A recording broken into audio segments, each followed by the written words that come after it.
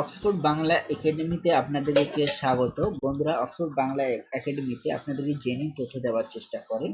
তাই এই চ্যানেলে নতুন থাকলে আপনারা সাবস্ক্রাইব করতে পারেন। ভিডিওটি ভালো লাগলে আপনি লাইক দিতে পারেন। তো বন্ধুরা, আমরা WBSU আন্ডারে যতগুলো কলেজ রয়েছে আপনাদের তথ্যের মধ্যে যে কোনো জিনিস কিভাবে এডিট করবেন তা সহজে বলে দেব। তো ফ্রেন্ডস, আমাদের এটা এডিট করার জন্য যা যা করতে হবে, আমাদেরকে করতে হবে অনলাইন রেজিস্ট্রেশন। WBSC যে ওয়েবসাইট রয়েছে সেটা আপনারা লিখবেন, জাস্ট এন্টার করুন। এন্টার করার পরে ঠিক এই ইন্টারফেসটা দেখবেন। এরপরে আসবেন রেজিস্ট্রেশন পোর্টাল।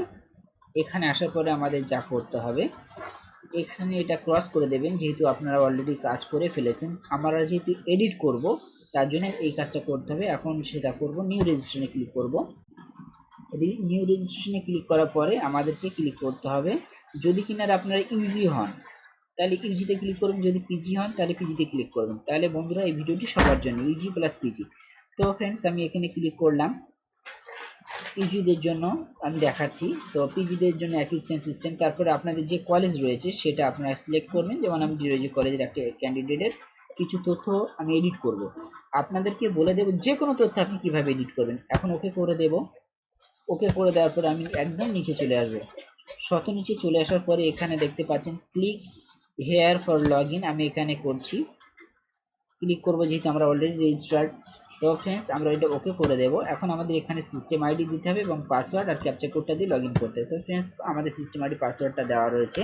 আমি এখন ক্যাপচা কোডটা দিয়ে লগ ইন করছি, অর্থাৎ সাবমিটে ক্লিক করছি। সাবমিটে ক্লিক করার সঙ্গে সঙ্গে বন্ধুরা আপনার তথ্যটা খুলে আসবে। আর এখন আমরা যেটা করব, ওকে করে দেব। তো ফ্রেন্ডস, আমরা আমাদের তথ্যটাকে কতক্ষণ পর্যন্ত এডিট করতে পারবো? আমাদের তথ্য ততক্ষণ পর্যন্ত এডিট করতে পারবো যতক্ষণ না পর্যন্ত কলেজ থেকে ফাইনাল ভেরিফিকেশন কমপ্লিট হচ্ছে। তো ফ্রেন্ডস, আমরা এখানে দেখতে পাচ্ছি দেওয়া রয়েছে যে your application is yet to be verified, অর্থাৎ এখন ভেরিফাই হয়নি বাই ইনস্টিটিউশন অথরিটিস। তো ফ্রেন্ডস, এটার অর্থ হচ্ছে আমাদের যেহেতু হয়নি, অতএব আমাদের যে কোনো তথ্য আমরা এডিট করতে পারবো। আপনি 100% এডিট করতে পারবেন, শুধুমাত্র সিস্টেম আইডি ছাড়া। তো ফ্রেন্ডস, আপনার পার্সোনাল ডিটেলস এখানে আপনি এডিট করতে পারবেন। যেমন মনে করুন, আপনি সর্বপ্রথম যখন ফিল আপ করেছিলেন এইচএস এর রেজিস্ট্রেশন নাম্বার দিয়েছিলেন, আপনার নিজের নাম, বাবার নাম, কলেজের রোল নম্বর, তারপরে আপনি দিয়েছিলেন ডিজিলকার আইডি বা এবিসি আইডি। সেখানে যদি কিছু ভুল করেন তাহলে আমাদের ক্লিক করতে হবে কোথায়? আমাদেরকে ক্লিক করতে হবে এডিট পার্সোনাল ডিটেলস। যদি কিনা আমরা নিজের ব্যক্তিগত কিছুতে ভুল করে থাকি, যদি কোনো সাবজেক্টে ভুল করে থাকি, তাহলে আমাদের ক্লিক করতে হবে সেখানে, সেটা হলো একাডেমিক ডিটেলস। অর্থাৎ এখানে কী কী ভুল করলে আমরা এখানে ক্লিক করব। যদি কিনা মনে করুন আপনার কলেজে ভর্তি হওয়ার সময় অ্যাপ্লিকেশনে যে সাবজেক্টগুলো নেওয়ার কথা ছিল, এখন ভেরিফাইয়ের সময় দেখছেন যে ওনারা বলছেন সাবজেক্ট এখন চেঞ্জ করতে হবে বা অন্য অন্য সাবজেক্ট নিতে হবে, অথবা এইচএস এর রোল নম্বরটা ভুল হয়ে গিয়েছে, অথবা এইচএস এর মনে করুন যে সমস্ত সাবজেক্টগুলো ছিল ইংলিশ, বাংলা, অঙ্ক বা ম্যাথ, কেমিস্ট্রি, ফিজিক্স যাই হোক না কেন, সেই সাবজেক্টগুলোর নাম্বারটা দিতে ভুলে গিয়েছেন। অথবা মনে করুন সায়েন্স ছিলেন, আর্টস সিলেক্ট হয়ে আছে বা আর্টস আছে, সায়েন্স সিলেক্ট করতে হবে। তো সেখানে আপনার যদি এডিট করতে হয় তাহলে এই অংশে আমরা এডিট করব। এবং আদার হচ্ছে আপনার অন্যান্য, যেমন অনেক সময় বাবার নাম বা অন্যান্যগুলোতে এডিট করতে আমরা এই অংশটা ব্যবহার করব। তো ফ্রেন্ডস, আমি এখন ছোটখাটো করে আপনাদেরকে দেখাবো যে আমরা কি কি এখন এডিট করতে পারি। দেখুন, যদি পার্সোনাল ডিটেলসে আপনি যদি যান বা এডিটে চাপুন, তাহলে এখান থেকে আপনি যা যা এডিট করতে পারেন, কিছুটা আমি হাইড করার চেষ্টা করছি ফ্রেন্ডস। তো আমি এটা ওকে করে দিলাম। এখান থেকে আপনি যা যা এডিট করবেন তা হচ্ছে আপনার যা যা বললাম ইতিপূর্বে, সেইগুলোই আপনি এডিট করতে পারবেন।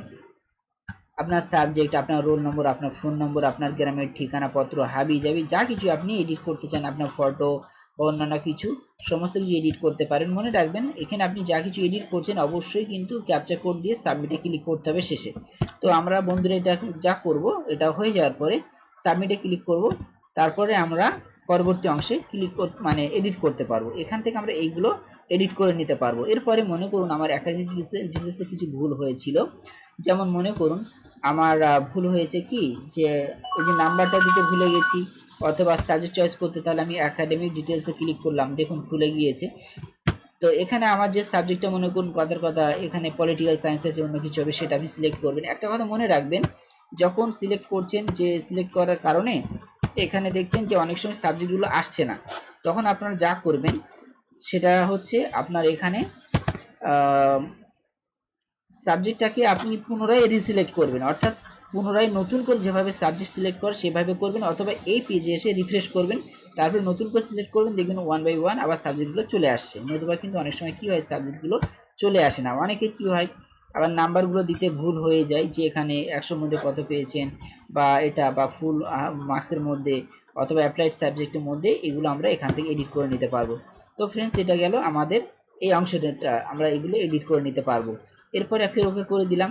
আমি কিন্তু বারবার ব্যাক করছি, আপনারা চাইলে ব্যাক অথবা লগ আউট লগ ইন করে বারবার আপনি ক্যাপচা কোড দেবেন। মনে রাখবেন যে অংশটা এডিট করছেন অবশ্যই নিচে কিন্তু ক্যাপচা কোড দিয়ে সাবমিট মারতে হবে, তা নাহলে কিন্তু ওই এডিটটা সেভ থাকবে না। এরপরে আমরা আদার যদি কোনো ইনফরমেশন এডিট করতে চাই এখান থেকে আমরা করতে পারবো। যেমন থেকে আদার আমি ইনফরমেশন এডিট করলাম, এখানে যদি ক্লিক করার পরে দেখা যাক আমরা কোন কোন ইনফরমেশনগুলো নিতে পারি। এটা হচ্ছে একদম ভেরি ফার্স্ট বিগিনিং, অর্থাৎ সর্বপ্রথম যখন আপনি শুরু করেছিলেন যা যা ইনফরমেশন দিয়ে, সেই ইনফরমেশনটাই কিন্তু এখানে শো করবে। যেটা যেটা ভুল বলে মনে হচ্ছে সেই ইনফরমেশনগুলো আপনি ঠিক করে নিতে পারবেন।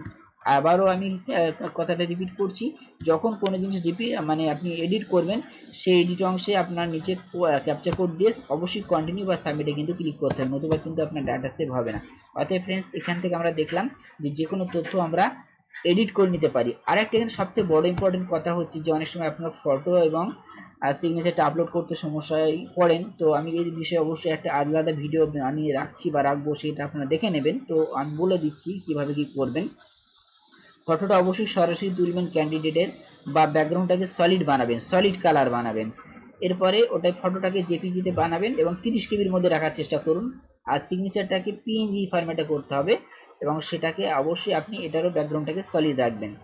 তো ফ্রেন্ডস, এগুলো কনভার্ট কীভাবে করবেন, অনলাইনে অনেক অ্যাপস রয়েছে, প্লে স্টোরে বিভিন্ন অ্যাপস রয়েছে।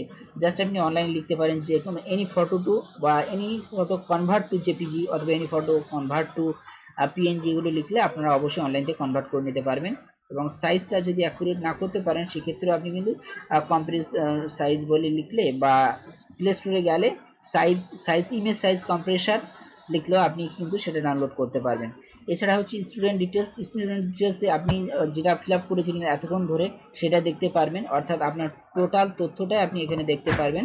আপনার এখানে থাকবে সেই তথ্যটা আপনি এখানে দেখে নিয়ে যে আপনার সব ঠিকঠাক হলো কিনা আপনি তারপরে প্রিন্ট আউট নিয়ে নিলেন। মনে রাখবেন অনেক সময় এখানে ডকুমেন্ট আপলোড করতে ভুলে যান, সেখানে আপলোড ডকুমেন্টস অপশনটা থাকবে, এখানে ক্লিক করলে আপলোড ডকুমেন্টটা করে দেবেন, বা ডিক্লারেশন ফর্মটা মানে আপলোড করতে হবে।